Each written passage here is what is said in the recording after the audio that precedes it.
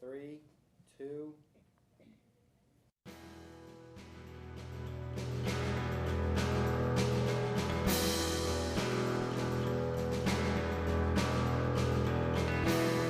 Welcome to the MCTV Weekly News Update. I'm Allie Reed. And I'm Peter Malavenda. We've got a lot in store for you, so let's jump right into today's top story. Since his recent election, President Obama has been hard at work trying to implement his tax program. He called again on Congress to extend tax cuts for all citizens with an annual income of less than $25,000. There are pressures for the Republicans to let tax rates rise for wealthiest Americans. Obama said he hoped to resolve tax and spending issues by the end of the year. He is urging lawmakers not to wait for such an agreement, but to pass legislation now that would preserve current tax rates for 98% of Americans. Obama said, quote, "Such an approach would give us more time next year to work together on a comprehensive plan to bring down our deficits and streamline our tax system."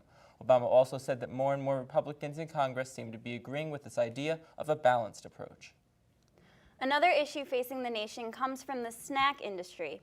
Hostess recently announced that it is shutting down operation after a dispute with its union. Business has been bad for quite some time due to consumers taking a healthier approach to their snacking habits. But some of the last Twinkies and cupcakes are showing up in unlikely places. Tim Gerber explains why you can't find the snacks on the store shelves, but you can find it at the food bank.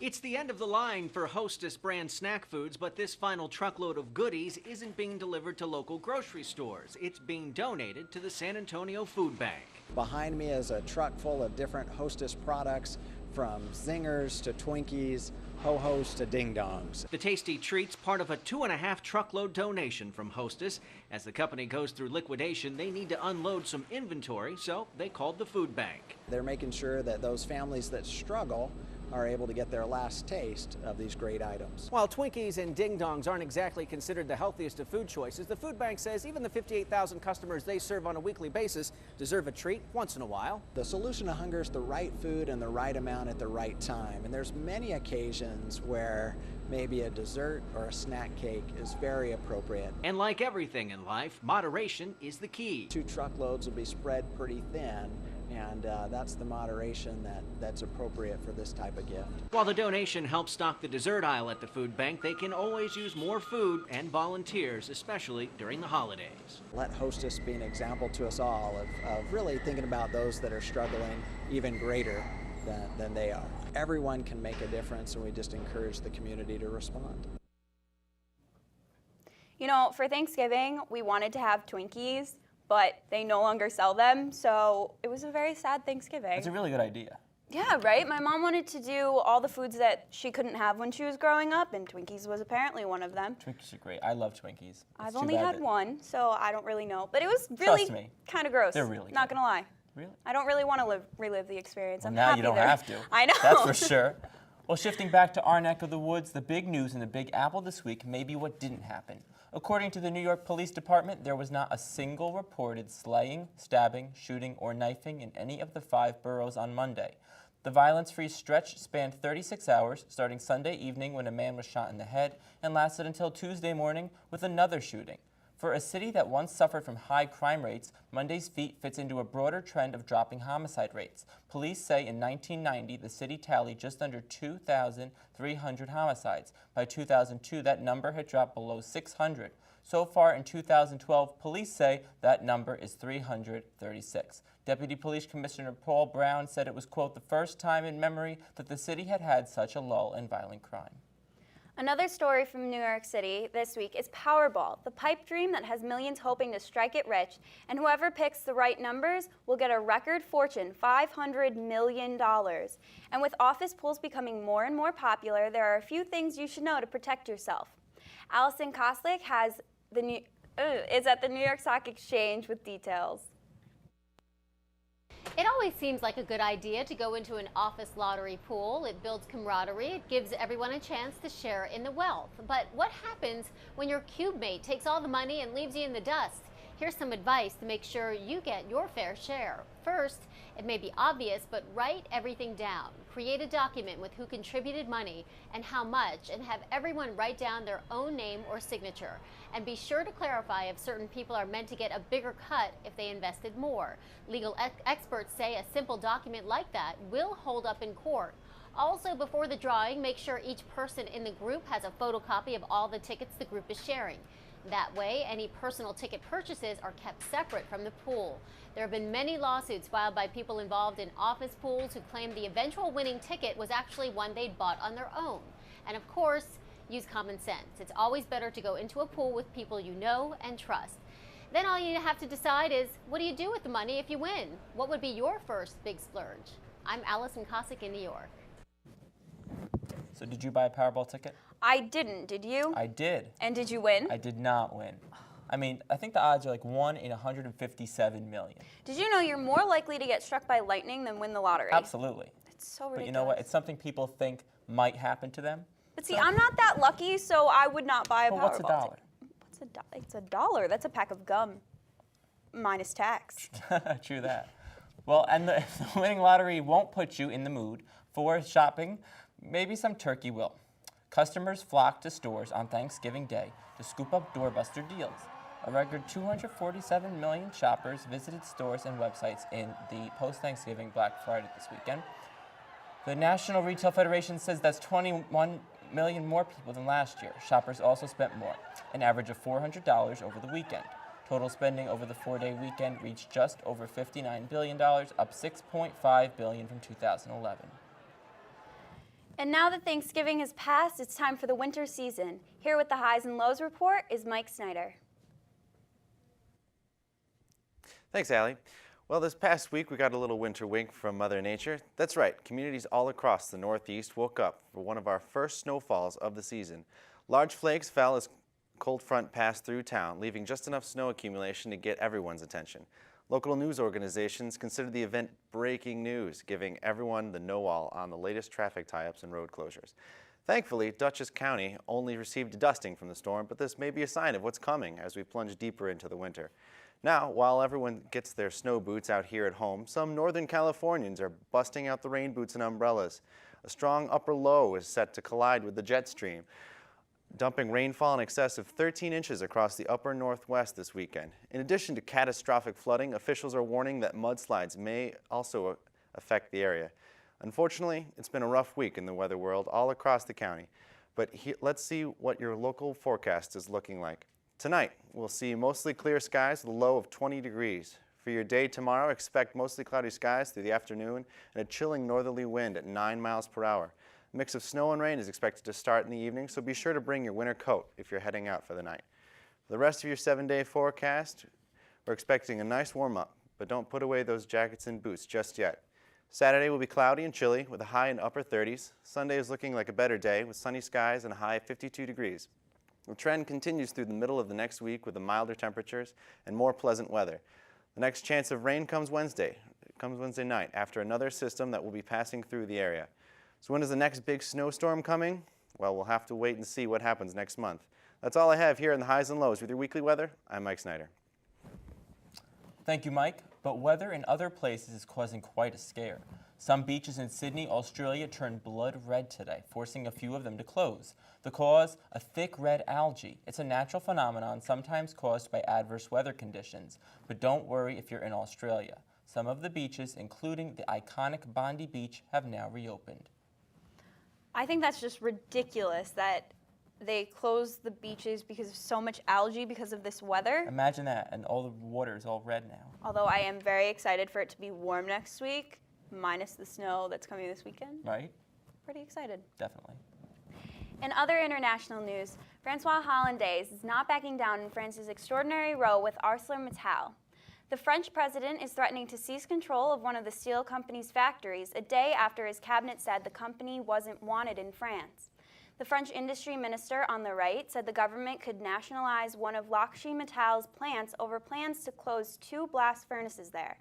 The president says he will discuss the possibility in a face-to-face meeting with the CEO that began Tuesday afternoon.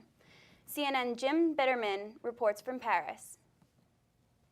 President Hollande met for about an hour with Lakshmi Mittal, the owner of the ArcelorMittal Steel Company, and afterwards the Elysee Palace issued a very brief statement, which kind of vague in nature. It reaffirmed the president's commitment to ensure the sustainability of employment at the plant in question, and he asked that discussions continue between the government and the company in order to find a new buyer. Those discussions are meant to end on Saturday.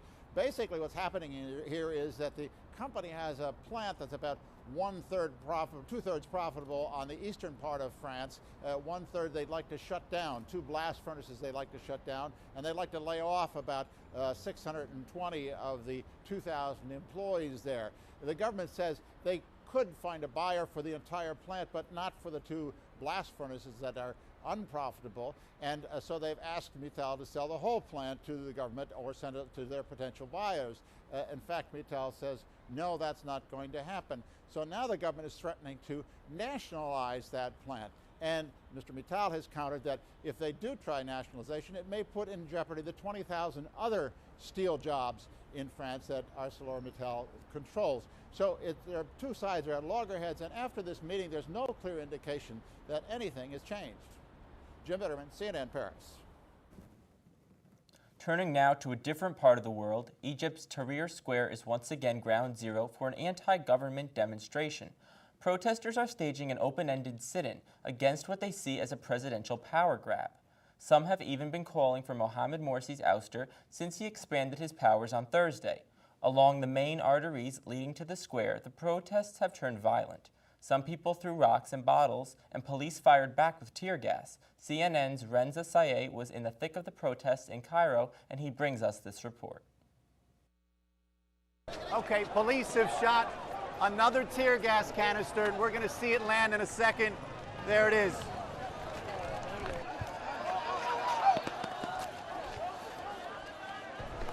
This is another one of the ongoing clashes between police and protesters. With the 1 million man demonstration happening, the crowds are larger, these clashes are more intense. We're going to give you a really good bird's eye view of what these clashes look like. Protesters throwing rocks and police responding with tear gas, and back and forth they go. In these clashes, a lot of things are thrown back and forth, a lot of debris, there's a lot of tear gas, and that's why we've seen hundreds of injuries. We're going to head on over to Tahrir. Every day when we come to the square, we have to go through these side streets, right through these clashes. And here we are in Tahrir Square, scene of the 1 million man demonstration organized by the opposing factions. This is one of the biggest demonstrations we've seen in Cairo ever since President Morsi took over. Just like Egypt, most of these people are Muslims, but you're not going to find any hardline Islamists here. Many of these people represent secularists, Western-style liberals, moderates, women's rights groups, youth groups. All of them have one demand for Mr. Morsi. They want him to rescind his decrees, some even asking for his ouster. I'm a normal Egyptian. I'm worried about the rights that Morsi is giving to himself and the rights that he's taking away from us. I'm a liberal, and I'm worried about the state that Egypt has reached. Mr. Morsi has been here for less than 5 months, and already Egypt is going down the drain. I'm a liberal Muslim. I'm looking for Egypt to be a better country with women's rights. We ask Mr. President to stop this for the sake of our country.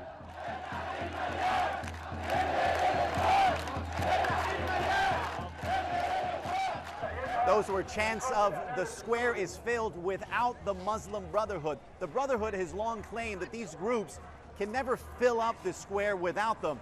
And essentially these factions are saying, we did it.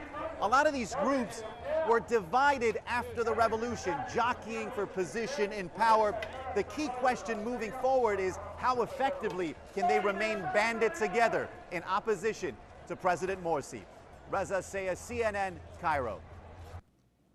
Another chilling story comes from Bangladesh, where officials say more than 100 are dead and hundreds others injured following a factory fire in a multi-story building. The fire ripped through the clothing factory in the capital of Dhaka Saturday night.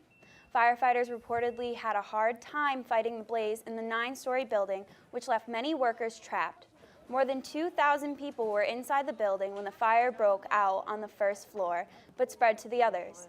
The death toll is expected to rise as firefighters say they couldn't enter certain floors because the building was filled with textiles and materials. Garments make up 80% of the country's $24 billion in export. I think that is so sad that those people couldn't get saved because there was too much stuff in the way. It's so unfortunate. You know, maybe they need to relook at fire codes or something. I don't know. But And what can you figure do? out, and like what could have caused it on the first floor, and it's just so sad that they couldn't, like it's just gonna rise and you can't get down to the first floor. It's a terrible situation. It's set ablaze, yeah. Well, shifting now to the entertainment world, an unlikely artist bumps Justin Bieber from the top spot among YouTube viewers and fans more in the Dallas TV show legend. Plus, what movies made it a record-breaking Thanksgiving weekend at the box office? Christina Muchler has the latest in today's Hollywood Minute.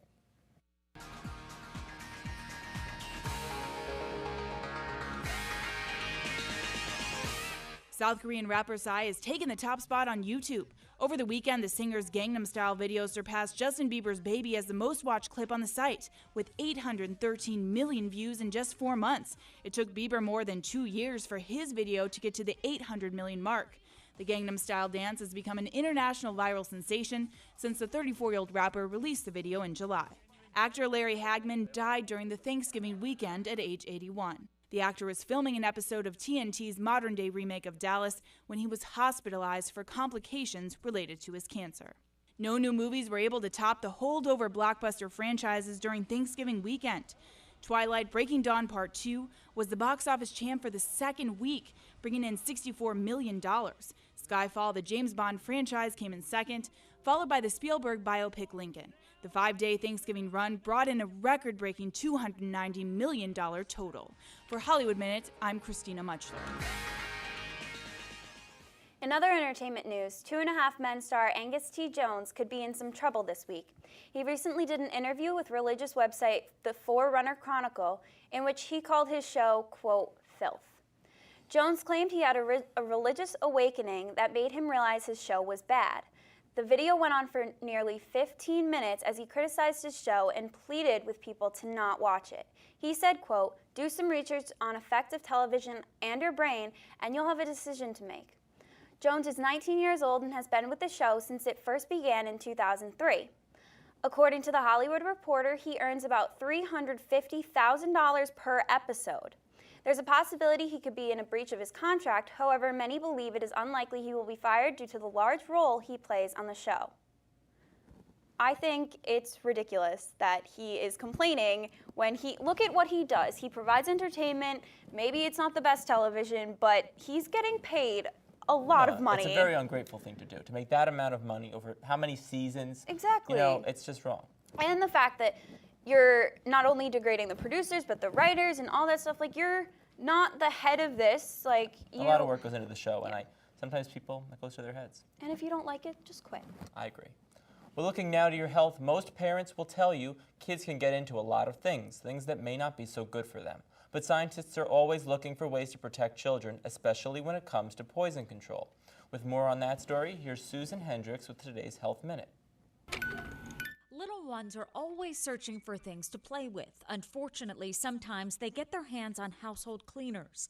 In a recent study out of Nationwide Children's Hospital in Columbus, Ohio, researchers found that although the number of injuries with cleaning products was down in children, 40% of those household cleaning emergency injuries that did occur were caused by nozzled bottles. There were about 267,000 injuries in that time period, and we saw a large decrease. That's the good news. The bad news is we saw injuries from spray bottles stayed high. But instead of just publishing their data, these scientists decided to make a difference. They developed the first 2-trigger spray bottle that could help prevent thousands of injuries to little ones every year. A little harder for kids to operate because of their hand size and strength, cognitive abilities and dexterities, but it's easy enough for adults to operate and to get the same amount of the product out and to use it with one hand. The spraying mechanism then automatically returns to a locked position after each use without someone having to relock the nozzle by hand, so little fingers may touch but not hurt themselves. Designers hope to see the new bottle in stores within the next year. For today's Health Minute, I'm Susan Hendricks. Poison control centers are also busy monitoring the growing number of teenagers getting drunk by consuming hand sanitizer. Since March 1st, 16 cases have been reported in California. This brings California's reported number of cases to 60 since 2012. Although this isn't a popular method of substance abuse, the U.S. Food and Drug Administration considers hand sanitizer a drug due to its high alcohol content. Poison control claims that they still do all in their power to educate the public on its harmful effects. Hand sanitizer contains 62% ethyl alcohol, and when ingested leads to the same effects as consuming a 120 proof alcoholic beverage. Symptoms include those expected from alcohol poisoning, such as confusion, vomiting, seizures, irregular breathing, and possible unconsciousness. Teens are learning how to extract the alcohol in hand sanitizer through YouTube tutorials and are then inclined to ingest it recreationally. Officials suggest parents keep hand sanitizers hidden from their children or buying it in the foam form instead of gel to make it less appealing. What are kids doing these days, getting drunk off of hand sanitizer of all things? I saw an article that preschoolers were getting drunk off of it. They were licking their hands after using Purell. I mean, and what are you going to do? Now you're going to ban liquid forms of hand sanitizer because kids aren't taught not to put things in their mouth. That's crazy. And the fact that these teens are abusing it even. They're like, oh my God. It's just not worth it. It's ridiculous. Wait until you're 21. Well, and our last story for tonight is just as outrageous. We all know that fast food is bad for us, but where's the proof? Ask the doctors of 17-year-old Stacy Irving, who has eaten almost nothing besides chicken nuggets since the age of 2. Doctors became aware of Stacy's addiction to nuggets after she collapsed and was rushed to the hospital, struggling to breathe. Stacy works in a factory and has never touched greens or fruit and was discovered to have anemia and swollen veins in her tongue. Medics are begging Stacy to change her eating habits, but the teen addict still cannot stop herself from eating chicken nuggets at all times. I have a friend who really, she eats like 3 things: chicken nuggets, rice, and french fries. And I cannot believe that this poor girl is just like dying from it. Chicken nuggets are great, but you don't eat them all of your life. And especially what they're made of, it's not so great. I think she belongs on one of those addiction shows. Oh my God. Right. Well, that's all we have for you tonight. I'm Allie Reed. And I'm Peter Malavenda. Thanks for stopping by.